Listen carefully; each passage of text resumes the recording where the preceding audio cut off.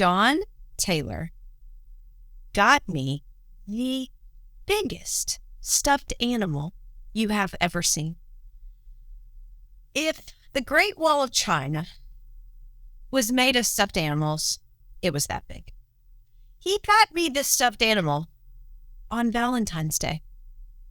Now, remember I told you in our very first episode that I knew John when I was 5. And so this stuffed animal he didn't get for me when I was 5. He actually got it for me several years into marriage. I had 2 small children. It was huge. It was black. I think it was a dog. It had a big bow around its corner. It had a big bow around its neck. And I will never forget the way he walked into the house with that stuffed animal. Remember, it was Valentine's Day. And he was so proud to give me this symbol of love. And if the symbol represented the size, it was big, big love. Today, let's talk about expectancy versus expectation. I mean, Valentine's Day is the day that I think we all go in with expectations of something. Have you ever heard of Galentine's Day? It's when if you're a girl and you don't have a Valentine's, you get your girlfriends together for Valentine's. Expectation. I mean, you're planning it. If you're dating, you're telling your partner exactly what you want or think Valentine's should be. If you're married, oh, well, that's just a story. But there's always this like building tension towards Valentine's Day. Everyone gets a little nervous. But I think it's because we have watched too many movies, we've heard too many stories, and we put expectations on a day of love, air quotes, love, of what the love, air quotes, should be on that day. But let's just be real. Don't we do that with life? We've seen it played out. We've seen our friend maybe achieve a marathon and get a medal, and you're like, one day I'm going to be a runner like she is, and I'm going to do this. Or we've seen our coworkers climb the ladder of success, and we think success looks like this. I'm going to go after that. And see, expectation is actually the hope or desire of something coming to pass. So we use our minds, we use our emotions, we use what we've seen, and we try to create these narratives of what we expect to happen. But let's just be real. How many times in our life have we had expectations and they don't come to pass? I think one of the biggest conversations that I have had with my daughter, Madison, in recent years as she is thriving on her own in her career is this word, expectations.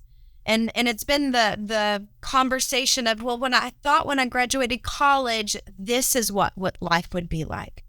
How many times, if you're a newlywed, I thought when I got married, being a newlywed would look like this. Here's a ringer.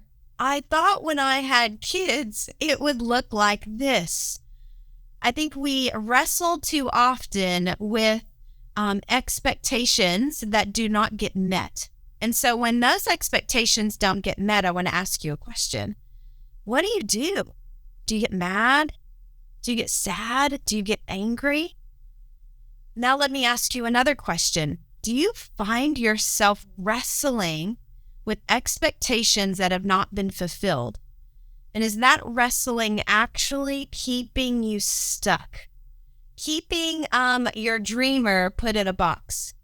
Because we've laid out these expectations of what life should look like, and we almost look at them as milestones.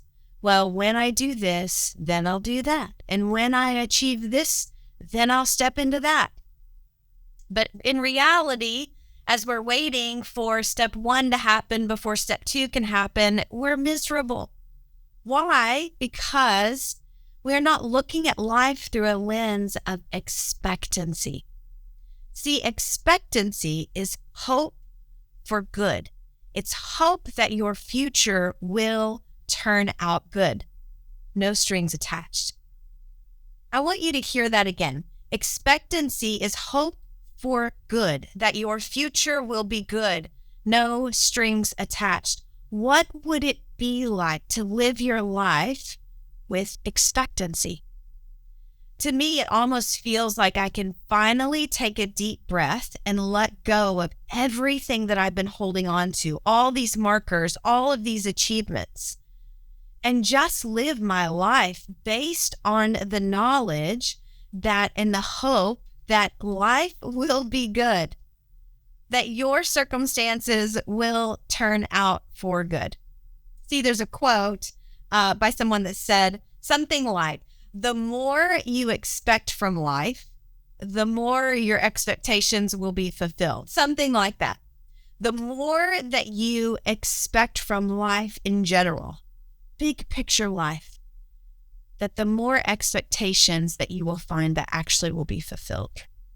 See, I think we get that flip-flopped. We turn it around. Let's think of this. What if the more you expect from life, the more expectations you will find fulfilled? Instead of, when my expectations are fulfilled, then I'll have an expectancy that my life will be good. I think another way to look at it is when we think of it through that lens is it's, well, when my circumstances line up, then I'll have a good life. Golly, we all know that we live in this fallen world and life is not always roses, that we actually wrestle with things sometimes and bad things do happen to good people and we live in a fallen world. But when we can look at our life through a lens of expectancy, that it will turn out good, not because you're good, but because He's good. Now we can look at life a little bit differently. And I remember when I was in my mid-20s, I had an expectation that my life would look a certain way. Man, I had dreams of sitting in front of this camera in this studio, doing exactly what we're doing, you listening to me in your car or watching on your phone. I had this dream when I was in my 20s. Now, I will say, when I was in my 20s, I don't know that podcasts and YouTube videos were a thing. I think I might have just dated myself. But I had a dream and an expectation that one day, I had this envision that one day I would sit in front of you and be able to bring you hope and encouragement that would hopefully change your life and you would live fully alive. Now, my expectations were it would look a certain way. I'm going to be honest. I'm going to be real. Here's what I thought. Here's how I thought it would go. Okay, so I would start out volunteering in a church, and then I would get on staff at a church, and then I would become a pastor at a church, and then one day someone would swoop in and they would hear me talk one day, I would just brush shoulders with them, and they would turn to me and say, "You're going to change the world. Come with me." And then off we would go. And then my expectations would be fulfilled. That was really what I expected. And when my steps didn't go just as planned, I struggled. And man, I spent years wrestling on the inside until one day I finally said, I give up. Not like I'm going to roll over like the saying says, nobody loves me, everybody hates me, I'm just going to go inwards. Not like that. I wasn't going to like that, but I just finally sat back and said, you know what? I'm going to let go of my expectations and I'm going to pick up expectancy.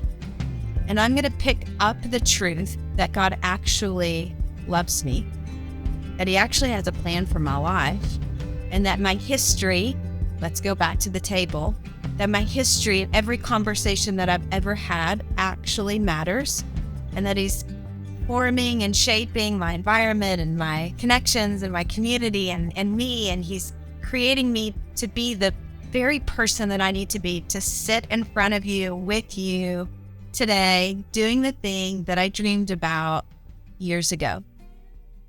And so I want to encourage you with this.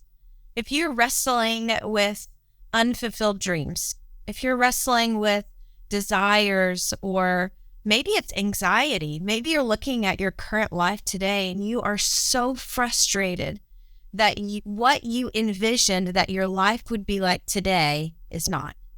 I want to encourage you to let go of your expectations. Let go of everything that you in your mind have put into place, all your step ones, your step twos, your step threes, and you let go of that and you keep your hands open and you say, God, I actually am going to receive expectancy that my future is going to be really good. Now, I'm not giving you permission to roll over and play dead. I'm not giving you permission to quit doing what you're doing, but I am encouraging you and giving you full permission to hold on to the fact that your future is actually really bright and that God is doing something in you and he wants to use it to change the entire world. Isn't that a beautiful thing? He wants to change the culture. He wants to change your city, your family, and he wants to use you. I think that's a really cool thing. Okay. I want to leave you with a DIY expectation overhaul. Picture this. You've got your hands open, right? Too many times, we don't leave our hands open long enough. Here's what I want you to do when this episode ends. I want you to leave your hands open. I want you to leave your hands open long enough that it's a little bit uncomfortable. Because when we leave our hands open and we let go of expectations, we begin to actually lean in and trust that God is good. And so remember, it's going to be your natural tendency to clamp down when the going gets tough. And I know that being here together, it can be like, yeah, this is good. I'm going to let go of what I've been expecting in my life that's actually been keeping me stuck. And I'm going to trust God and expect that it's going to be good.